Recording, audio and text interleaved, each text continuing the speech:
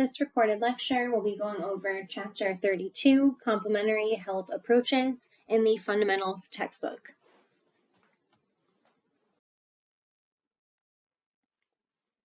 Complementary health approaches, also known as CHAs, consist of those therapies that are not currently considered part of the conventional medical practice.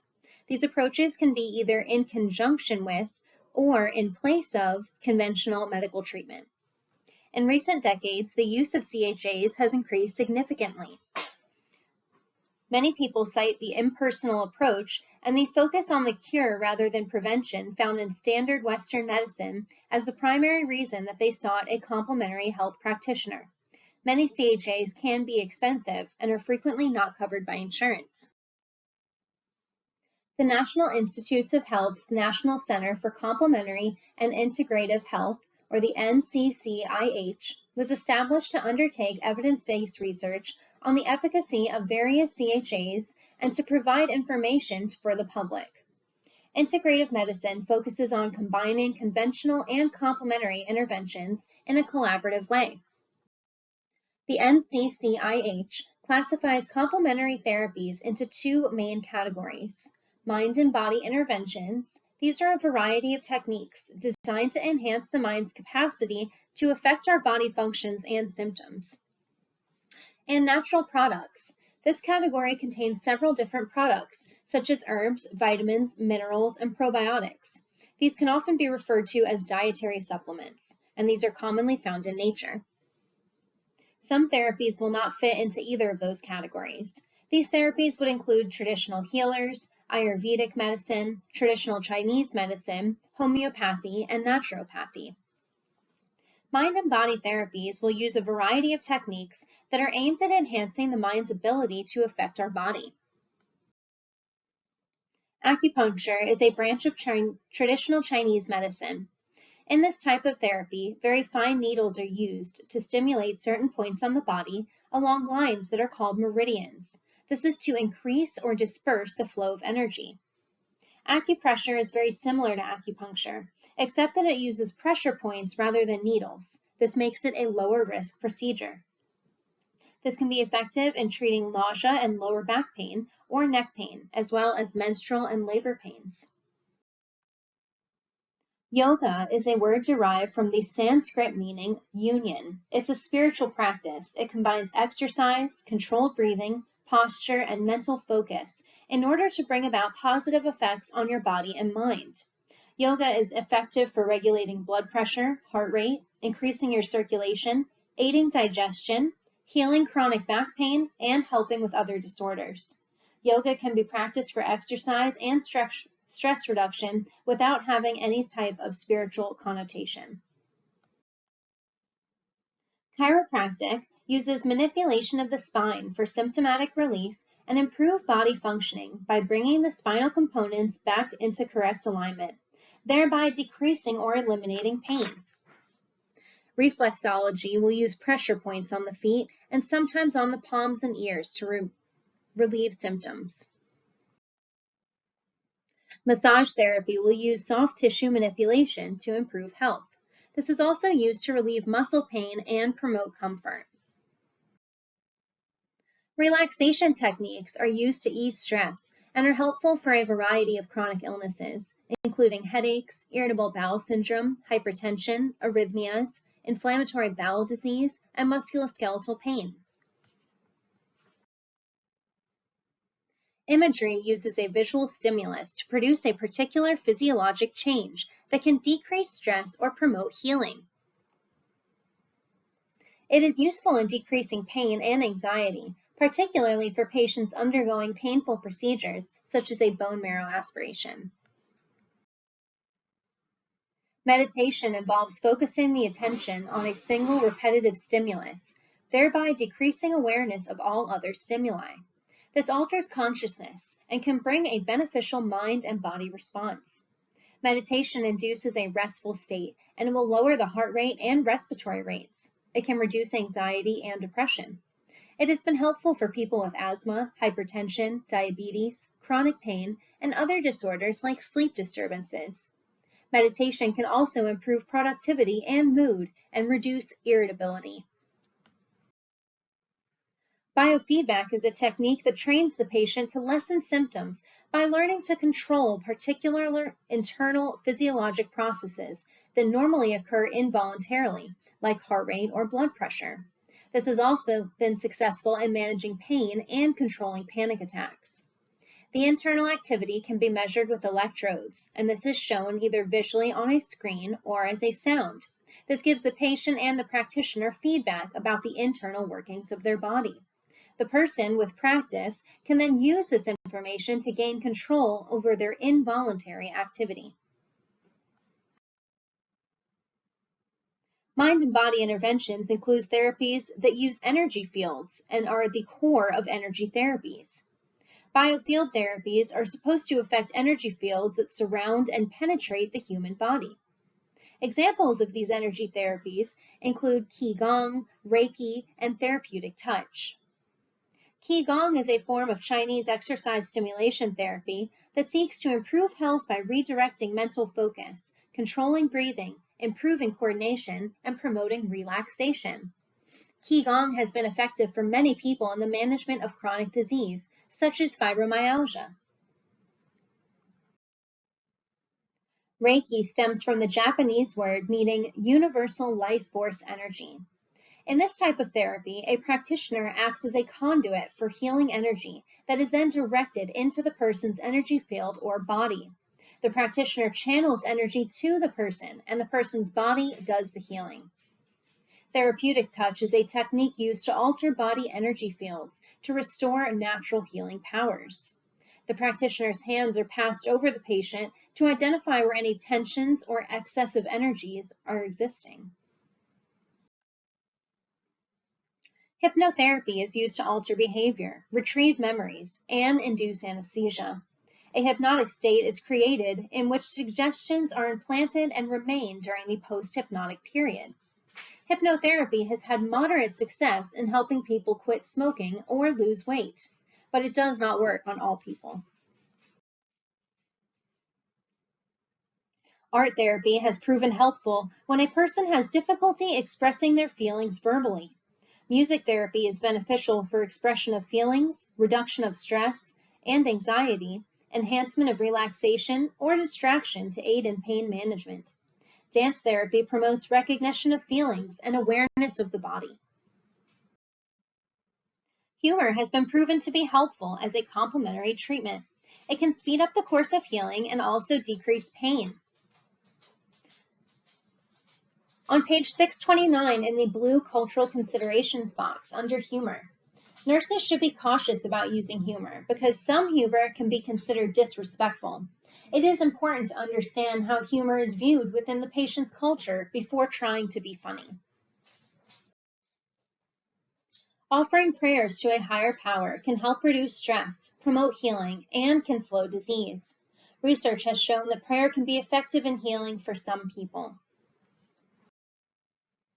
Natural products use natural substances, such as foods and herbs. Dietary supplements and vitamins will also fall into this category.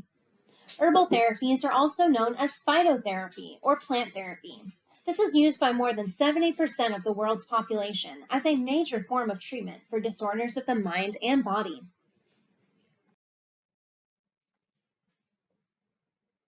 Herbal medicines contain plant material, as their active ingredients are used to treat a wide variety of health conditions.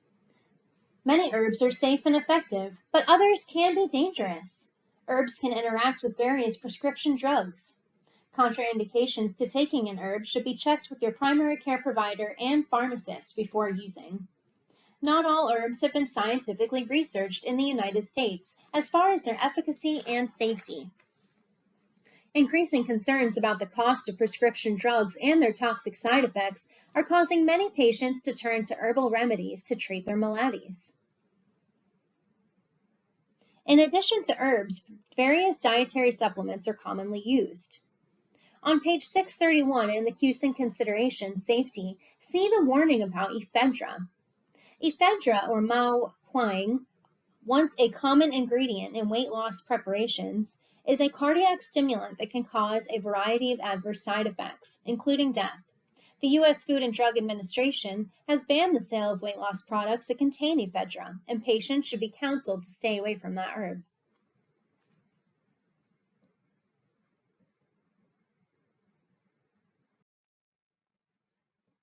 Aromatherapy uses oils from plants that are either absorbed through the skin during massage or inhaled. Aromatherapy can be combined with a body-based therapy, such as massage. Caution the asthmatic patient in using aromatherapy due to the risk of possible allergic reaction to the oils. On page 630 in table 32.1, we can see some very commonly used herbs. You can see their common name, the uses based on scientific evidence, and any comments or considerations regarding it. It would be important to pay attention to ginkgo biloba. It can increase the risk of bleeding, and also consuming raw or roasted ginkgo seeds can be poisonous. Also note St. John's wort. It can lead to serious, sometimes life-threatening interactions with other herbs, supplements, over-the-counter drugs, or prescription drugs. It can interact with oral contraceptives, digoxin, warfarin, and other medications.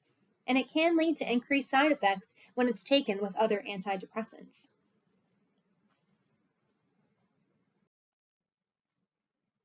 Homeopathy teaches that symptoms are signs of the body's effort to get rid of disease, and that disease can be cured by giving small doses of substance that produce symptoms of the disease or disorder in a healthy person. Homeopathic remedies are derived from plants, animals, and minerals. Naturopathic medicine is a philosophy directed at the prevention of disease. Its basis is that the use of natural means can promote health. Traditional Chinese medicine is a comprehensive system based on the opposition of polarities, the yin and yang, the elements of wood, fire, earth, metal, and water, and the flow of energy, or qi, in the body. Tai Chi is a form of stretching exercise that promotes relaxation and increased circulation, and Qigong, another type of exercise and stimulation therapy, emphasizes breathing, coordination, and relaxation. These are recommended. Ayurveda is a traditional Indian system of medicine dating from before the 1st century CE. It uses combinations of herbs, minerals, purgatives, massage, meditation, and special diets. The focus is on restoring and strengthening a person's body, mind, and spirit. It is more than just a medical treatment. It is a way of life, and it can incorporate various other practices. Many ancient cultures practice shamanism. A trained practitioner, the shaman, will use techniques to achieve a non-ordinary reality or a shamanic state of consciousness. With the patient present, the practitioner will journey to other planes of existence to retrieve information that is necessary for the healing process. The shaman may perform various ceremonies, including the burning of particular plants and herbs, to rebalance the individual with nature.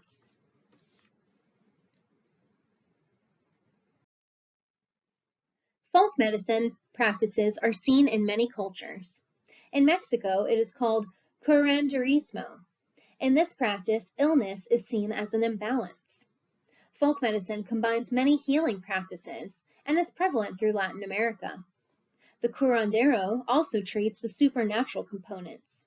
Susto, or fear, is thought to cause the soul to separate from the body, resulting in illness.